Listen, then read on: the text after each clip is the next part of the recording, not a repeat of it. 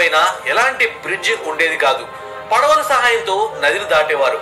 1871లో the Calcutta port trust మరియు బెంగాల్ ప్రభుత్వం హుగ్లీ నది పైన బ్రిడ్జ్ కట్టాలని ప్రతిపాదించింది. వెంటనే సివిల్ ఇంజనీర్ సర్ బ్రాడ్ఫోర్డ్ లెస్లీకి హౌరా బ్రిడ్జ్ బాధ్యతలను అప్పగించారు. 22 లక్షల వ్యయంతో 1528 ఫీట్స్ పొడవు, 62 ఫీట్స్ వెడల్పు గల పాంటోన్ బ్రిడ్జ్ ని నిర్మించారు. 1906లో హౌరా రైల్వే స్టేషన్ కట్టిన తర్వాత రద్దీ బాగా పెరిగింది. దాంతో కొత్త బ్రిడ్జ్ కట్టాలని నిశ్చయించుకున్నారు. కానీ అంతలో మొదటి ప్రపంచ యుద్ధం మొదలవడంతో కొత్త నిర్మాణాలు చేయలేకపోయారు. 1922లో న్యూ హౌరా బ్రిడ్జ్ కమిషన్ ని స్థాపించి కొన్ని సంవత్సరాల తర్వాత కొత్త బ్రిడ్జ్ కోసం టెండర్స్ ని ఆహ్వానించారు. జర్మనీకి సంబంధించిన ఒక సంస్థ తక్కువ డబ్బులకు కోట్ చేసి టెండర్ ను దక్కించుకుంది. కానీ అప్పటికి బ్రిటన్ మరియు జర్మనీ మధ్య సంబంధాలు తెగిపోవడంతో బ్రిడ్జ్ పనులు వేరే కంపెనీకి అప్పచెప్పింది. ఈ బ్రిడ్జ్ నిర్మాణానికి 26,500 టన్నుల స్టీల్ అవసరమని అంచనా వేశారు.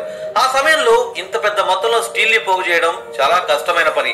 బ్రిడ్జ్ నిర్మాణం చాలా అవసరం కాబట్టి దేశంలో అతి పెద్దదైన టాటా స్టీల్ కంపెనీ స్టీల్ ఇవ్వడానికి ఒప్పుకుంది. దాదాపుగా 23,500 టన్నుల స్టీల్ ని టాటా స్టీల్ కంపెనీ సప్లై చేసింది. ఒక విధంగా చెప్పాలంటే ఇది టాటా బ్రిడ్జ్. ఆ తర్వాత హౌరా బ్రిడ్జ్ డిజైన్ ని తయారు చేశారు. కానీ బ్రిటిష్ వాళ్ళు ఒక విషయంలో చాలా స్ట్రిక్ట్ గా ఉన్నారు. బ్రిడ్జ్ ఎలా కట్టినా సరే బ్రిడ్జ్ మధ్యలో ఎలాంటి పిల్లర్స్ ఉండకూడదు.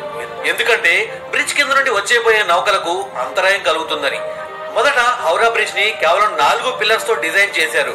నది మధ్యలో ఒక్క పిల్లర్ కూడా లేదన్నమాట. ఈ పిల్లర్స్ మధ్య దూరం 1500 అడుగులు.